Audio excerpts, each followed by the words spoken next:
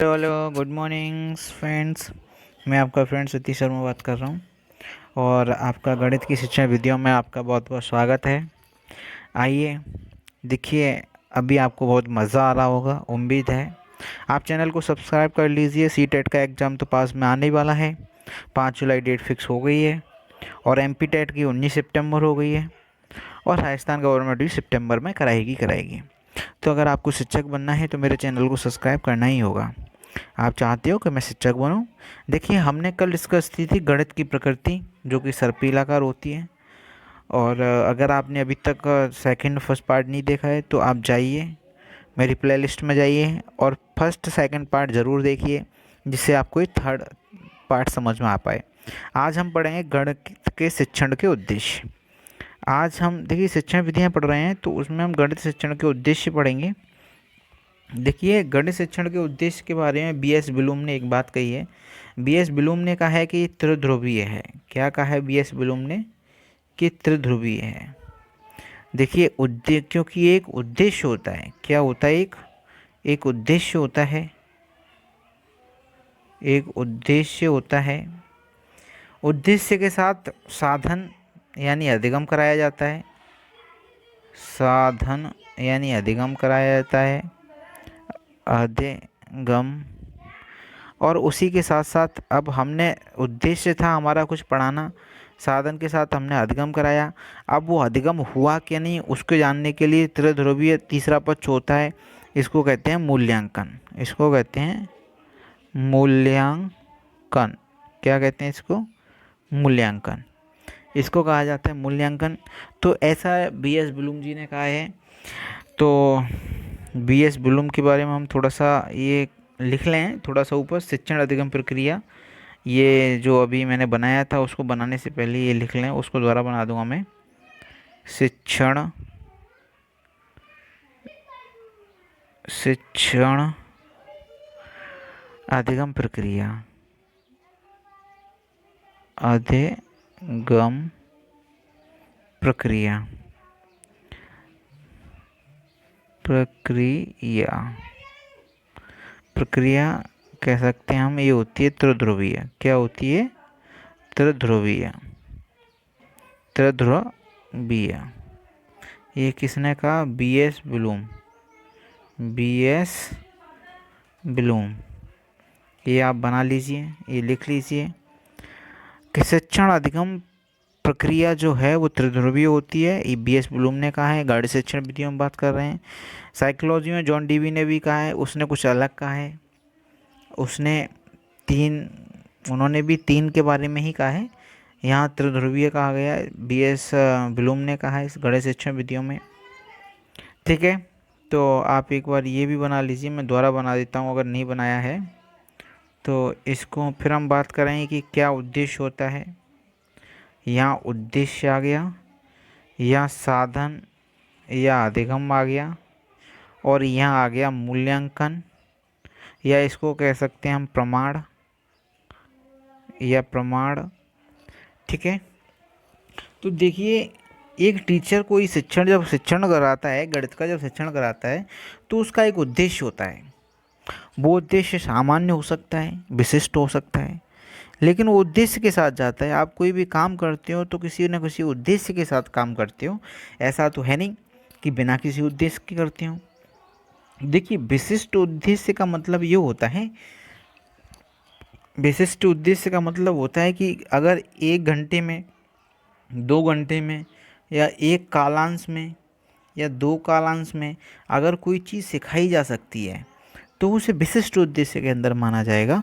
और किसी चीज़ को सिखाने में, किसी परिवर्तन को कराने में एक बहुत लंबा समय लगता है। अगर कोई बहुत लंबा समय लगता है तो उसको कहते हैं सामान्य उद्देश्य। अगर हम कहें कि एक बालक में गणित के प्रति, बालक में मैथ के प्रति, किसके प्रति? मैथ के प्रति सकारात्मक परिवर्तन आ जाए। कैसा परिवर्तन आ जाए? सकारात्मक। तो क्या ये संभव है 1 घंटे में?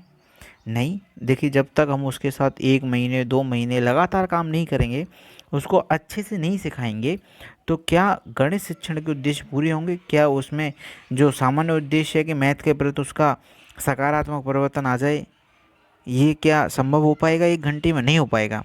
लेकिन अगर हम कहें कि मैथ किसी बालक को मैथ में हमें उसे प्राकृत संख्या, पूर्ण संख्या, पूर्ण संख्या या पूर्णांक संख्या या पूर्णांक संख्या सिखाना है, तो ये सिखाना संभव है 1 घंटे में, 2 घंटे में? हाँ संभव है। तो ये विशिष्ट उद्देश्य में आ जाता है। तो हम कह सकते हैं, और देखिए, और हमारा उद्देश्य है कि बालक को कुछ नया सिखाया जाए। बालक को क्या है, कुछ नया सिखाया जाए, कुछ नए तरीके से सिखाया जाए। अगर हम बात करें कि हम भिन्न की बात करें कि हम बालक को किसी क्लास में भिन्न सिखा रहे हैं, किसी क्लास के अंतर्गत, और हम भिन्न सिखा रहे थे बालक को, भिन्न सिखा रहे थे, तो भिन्न में जैसे कि 10-4 सही 3/8, ठीक है।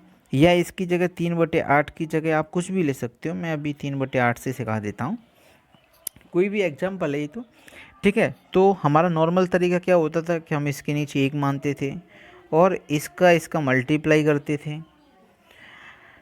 और इसको ऐड करते थे। तो हम कह सकते थे, क्या कह सकते थे कि 10/1 माइनस 35/8, क्या कह सकते थे इसको, 10/1 माइनस 35/8। और उसके बाद में हम जैसे कि इसका लघुत्तम समावर्तक, देखिए दोनों का एलसीएम जो हमने लिया, एलसीएम जो लिया 8 आ गया। 8 से हमने इसको डिवाइड किया, 8 से क्या किया, 8 से देखिए हमने क्या किया उसको, कि हमारा क्वेश्चन कहाँ पहुँच गया था, कि हमारा क्वेश्चन 10/1 माइनस 35/8, और हमें जो लघुत्तम समावर्तक लेना है, देखिए अगर हम बात करें कि हमें लघुत्तम समावर्तक लेना है तो उसको कितना लेंगे। देखिए लघुत्तम समावर्तक हमने ले लिया इसका 10/1 माइनस 35/8 का 8 ले लिया। तो 1 से जब हम 8 को डिवाइड करेंगे तो 8 बार, और 8 का जब 10 से मल्टीप्लाई करेंगे तो 80, 80 माइनस 35, 80 माइनस 35 हो गया। और इसको जब सॉल्व करेंगे तो 45 बटा, इसको जब सॉल्व करेंगे तो हो जाएगा ये 45/8, और इसका और सरलीकरण करेंगे तो 5 सही 5/8। लेकिन हमें इसको बहुत आसान तरीके से बालक को सिखाना है। हम चाहते हैं कि बालक तुरंत सीख जाए और उसका एकदम अधिगम अच्छे से कर ले, एक विशिष्ट उद्देश्य हम चाहते हैं इसको। तो मैं क्या करूँगा, मैं इसको किस तरीके से कराऊँगा, देखिए मेरा क्वेश्चन था, बात कर रहा था कि जैसे मैंने क्वेश्चन कराया, अब मुझे विशिष्ट उद्देश्य के तहत तो उसे एक कालांश के अंदर उस बालक को सिखाना है। उस बालक को क्या सिखाना है कि देखो इस क्वेश्चन को, जो भिन्न का क्वेश्चन है, उसको एक आसान तरीके से कैसे कर सकते हैं। तो मैंने क्या लिखा, बोले 10 माइनस 4 सही 3/8 ये था। तो मैंने कहा देखो बच्चों, मैंने कहा देखो ये जो 10 है इसमें से इस 4 को घटाओ, 10 में से 4 गया तो 6 आया, और इसमें से एक जो भी आंसर आए उसमें से एक घटा के लिख दो, यानी 5 सही। अब इस 8 में से, यानी ये हर में से अंश को घटाओ और ऊपर लिखो 5/8। देखो आंसर आ गया क्या, पिछले वाला मैच करो, आ गया ना, देखो एकदम। क्योंकि आधे बालक जब क्या होगा, जब बड़ा कोई क्वेश्चन हाथ पड़ जाएगा ना तो उनके लिए बड़ी समस्या हो जाएगी। आधे बालकों के लिए क्या है कि बड़ी समस्या हो जाएगी।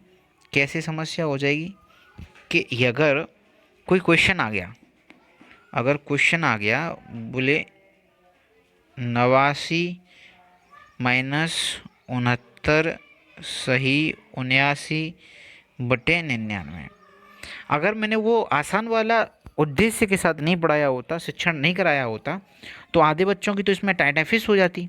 बोले यार इसका मल्टीप्लाई करो, इसको जोड़ो, ये कैसे। अब सिंपल, इसमें से इसको घटाओ, 20 आया, 20 की जगह हमने एक घटा के क्या लिखा 19, इसमें से इसको घटाओ, क्या आया, बोले 20 आया, 20 आया, नीचे तो 99 है ही, ये आंसर आ गया। आप करके देख लेना कितना आसान है। तो ये सामान्य विशिष्ट उद्देश्य की हमने को समझने की कोशिश की। अब चलिए आइए शिक्षण उद्देश्य में, अब हम लिखना प्रारंभ करेंगे। अब गणित के शिक्षण उद्देश्य डाल के हेडिंग डाल लें, गणित के शिक्षण उद्देश्य। क्या डाल लें? गणित के शिक्षण उद्देश्य, जिसमें सबसे पहले तो मैंने कहा शिक्षण प्रक्रिया त्रिध्रुवीय है, बीएस एलूम के अनुसार लिख लिया होगा। उसके बाद में मैंने आपको ये बनवाया, इसको लिख लीजिए, ये लिख लिया होगा। अब लिखना शुरू करेंगे। शिक्षाविदों के अनुसार शिक्षण सदैव एक उद्देश्य। तो अब हम बात कर रहे थे, तो हमने लिखना शुरू कर दिया था। लिखिए, शिक्षाविदों के अनुसार शिक्षण सदैव एक उद्देश्यपूर्ण प्रक्रिया होती है। देखिए, शिक्षाविद कहते हैं कि कोई भी शिक्षण है बिना उद्देश्य के नहीं हो सकता। हर शिक्षक अपना एक उद्देश्य लेके जाता है क्लास में कि आज मुझे बालक को क्या सिखाना है। तो ये प्रक्रिया कैसी है? उद्देश्यपूर्ण प्रक्रिया है, और इसमें हर शिक्षक का एक उद्देश्य होता है कि मुझे आज सिखाना क्या है। देखिए, आप भी जब कहीं क्लास में गए होंगे तो अपना एक उद्देश्य बना के, एक प्रारूप बना के गए होंगे। आप खुद से लिंक करने की कोशिश किया करें। चलिए, प्रक्रिया होती है जिसके प्रारंभ से ही कुछ उद्देश्यों का निर्धारण करके ही अधिगम अनुभव प्रदान किए जाते हैं। चलिए आगे लिखेंगे, तथा अंत में ही मूल्यांकन द्वारा उन उद्देश्यों की प्राप्ति की सीमा जांची जाती है। उन उद्देश्यों की प्राप्ति की सीमा जांची जाती है। चलिए, अब उद्देश्य में लिखें, ऐसा वांछित व्यवहारगत परिवर्तन, ऐसा वांछित मतलब हम जो चाहते हैं, इच्छित होता है, जिन्हें शैक्षिक क्रियाओं के माध्यम से लाया जाता है। उनके निम्न दो प्रकार होते हैं। उद्देश्य दो प्रकार का होता है। लिखिए, मैंने जैसा कि बताया, सामान्य और विशिष्ट। अब लिखेंगे पहला विशिष्ट उद्देश्य, शिक्षण उद्देश्य, प्राप्य उद्देश्य। इसमें क्या क्या लिखेंगे? देखिए, फर्स्ट लिखेंगे, फर्स्ट में कौन सा लिखेंगे? विशिष्ट उद्देश्य। कौन सा?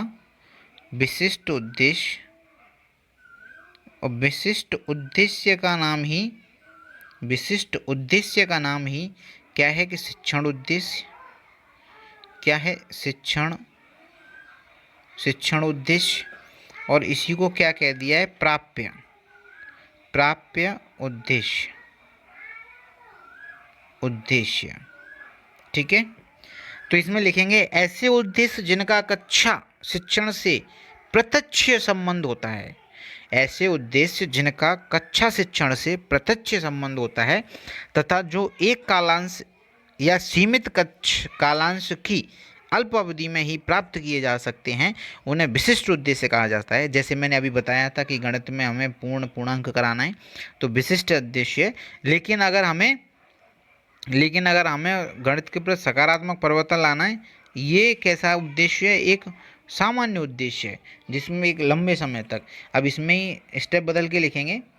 नेक्स्ट लिखेंगे, इनकी प्रकृति मनोवैज्ञानिक होती है। यानी विशिष्ट उद्देश्य है, उसकी प्रकृति कैसी होती है? मनोवैज्ञानिक। कैसी होती है?